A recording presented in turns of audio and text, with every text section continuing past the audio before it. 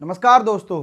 तो स्वागत है आपका आज एक और नई वीडियो में। दोस्तों, जो लोग हिंदू राष्ट्र बनाने का सपना देख रहे थे, आखिरकार बड़ी बड़ी जातियों वाले लोग, जी हाँ दोस्तों, बड़ी बड़ी जातियों वाले लोग भी अब मानने लगे हैं कि यह देश जो है ना, धर्मनिरपेक्ष राज्य है। यह किसी एक जाति का, किसी एक मजहब का देश नहीं है। यह चलेगा तो केवल और केवल बाबा साहब के दिए हुए संविधान से। फिलहाल हम देखते हैं एक मशहूर पत्रकार प्रज्ञा मिश्रा, उन्होंने भी मान लिया है कि यह भारत देश जो चलेगा ना वह संविधान से। चलिए क्या कुछ कहा उन्होंने वीडियो में, चलिए पहले उनकी वीडियो देखते हैं। बंद करो कानून और तो संविधान देखिए, की यह भी झूठी कह रही कि बंद करो गणतंत्र का झूठा दिखावा। जी हाँ दोस्तों, गणतंत्र यानी कि बहुसंख्यक लोग, और उनकी है ना एक बार गिनती होनी चाहिए, गिनती नहीं होने दे रहे हैं। जनगणना जिसको की बोलते हैं, और भारत के संविधान का दिखावा जो सरकार वर्तमान में कर रही है वह झूठा दिखावा है। इसको बंद कर देना चाहिए। ये मैं नहीं कह रहा हूं, ये कह रही हैं प्रज्ञा मिश्रा। सच तो ये है कि जो राजा जी को सूट करता है, देश केवल वैसे विचारों से चलता है। बगैर नाम लिए हुए इस देश के प्रधानमंत्री का फोटो लगाकर और बोल रही हैं कि जो राजा जी को पसंद है वही इस देश में होगा। राजा जी कौन? मोदी जी। दोस्तों, आप दिल पर हाथ रख कर बताइए कि क्या कोई मुसलमान ये कह सकता है क्या कि हम भारत को मुस्लिम राष्ट्र बनाएंगे? बिल्कुल सही बात बोली। इस देश का जो मुस्लिम है ना, वो इतना डरा हुआ है, वो तो भाई साहब कभी नहीं कह सकता कि हम मुस्लिम राष्ट्र इस देश को बनाएंगे, कभी भी नहीं।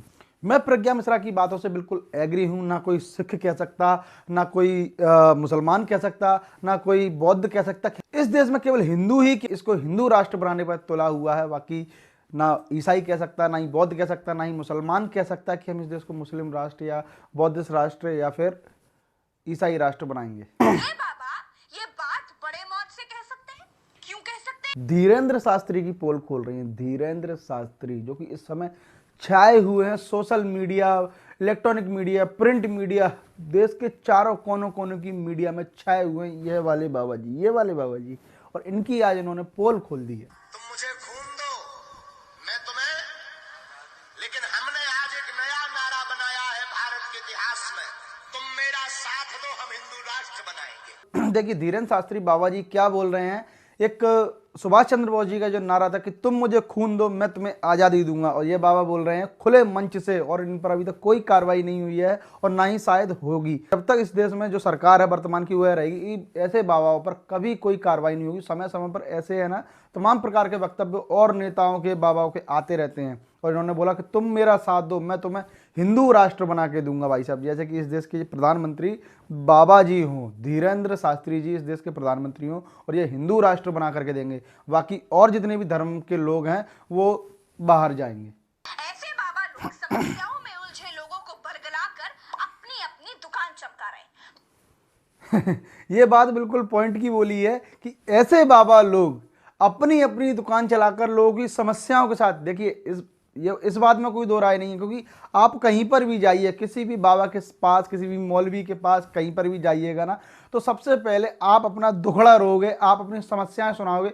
बस एग्जैक्टली यहीं पर जितने भी पोंगा पाखंडी हैं, जितने भी कितनी किसी भी धर्म के लोग हों, वो सबसे पहले आपकी दुबती जो नस है ना उस पर हाथ रख देंगे और कहेंगे देखिए यही आपकी समस्या का निवारण है, जबकि उनसे कुछ नहीं होना जाना है।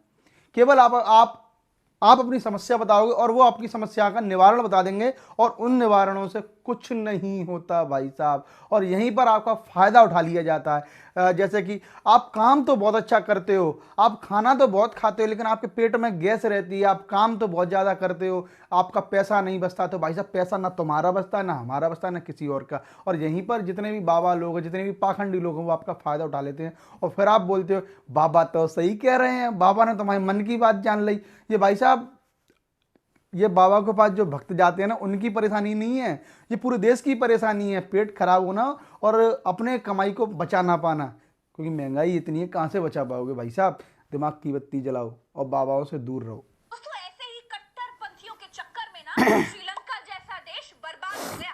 नहीं मालूम हो तो मैं बता ही देती हूँ, गौर से सुनिएगा। ये बात बिल्कुल सही बोली। कट्टरपंथी किसी भी धर्म की सही नहीं होती। श्रीलंका देश सबसे ज़्यादा बर्बाद हुआ था अपनी कट्टरपंथी की वजह से, और वहाँ पर बौद्धिस्ट राज्य बनाने के लिए, और उन्होंने बना भी दिया था। हर जो भी काम किया जा रहा था संविधान से नहीं किया जा रहा था, पूरा का पूरी बौद्धिस्ट प्रवृत्ति से किया जा रहा था। शपथ भी ली जा रही थी जीतने के बाद, तो वो भी बौद्धिस्ट तरीके से ली जा रही थी, यानी कि जो भी कार्य होने थे वो बौद्धिस्ट तरीके से होने थे। और इन सब का ना निवारण क्या हुआ कि पूरा का पूरा श्रीलंका देश जो है जब तक बर्बाद नहीं हो गया, जब तक उसके प्रधानमंत्री राजपक्षे अपना श्रीलंका छोड़कर भाग नहीं गए, तब तक है ना लोगों की आंखें नहीं खुली थी, जैसा कि वर्तमान में अभी भारत में चल रहा है। लेकिन भारत में भी बहुत जल्द श्रीलंका जैसे हाल होने वाले हैं, क्योंकि महंगाई जो है ना नीचे से लेके 7वें आसमान तक पहुंच गई है। लेकिन लोगों को अभी समझ में नहीं आ रहा है। लोग, आप गांव-गांव जाइएगा, हम गए हैं, लोग अभी भी आज भी हमें चाहिए हिंदू राष्ट्र, हमें चाहिए, हमने शेर पाला है, हमने मोदी जी ये लाए हैं, मोदी जी वो लाए हैं। भाई साहब, लोगों की है ना बिल्कुल यहाँ से दिमाग नहीं चलाते, पता नहीं क्या कुछ खा के अपना जीवन गुजर बसर कर रहे हैं। कोई सरकार आएगी और कोई प्रधानमंत्री आएंगे तो हिंदू राष्ट्र हमें नहीं बना पाएंगे। तो इसीलिए बिल्कुल सही बोला है कि जो कट्टरता है वह किसी भी धर्म की सही नहीं होती। अगर आपको अपना जीवन यापन सही तरीके से करना है, बहुत अच्छे तरीके से करना है, अपने बच्चों को पढ़ाना है, लिखाना है, आपको वेल एजुकेटेड नौकरी चाहिए, मतलब नौकरी नहीं, आपको बहुत अच्छे से काम करना है, तो भाई साहब ये देश जो है ना वो केवल और केवल संविधान से अगर सही ढंग से लागू हो गया तो पूरे देश में खुशहाली होगी, जैसे कि पहले रहा करती थी अशोक सम्राट के ज़माने में। चलते चलते आखिरकार प्रज्ञा मिश्र ने नमस्कार जय हिंद बोल दिया। चलिए हम भी आपसे चलते चलते नमस्कार और जय भीम का नारा देते हुए चलते हैं और आप लोगों से विदा लेते हैं। मिलते हैं किसी दूसरी वीडियो में, तब तक के लिए आप लोगों से इजाज़त चाहते हैं। धन्यवाद। जय भीम।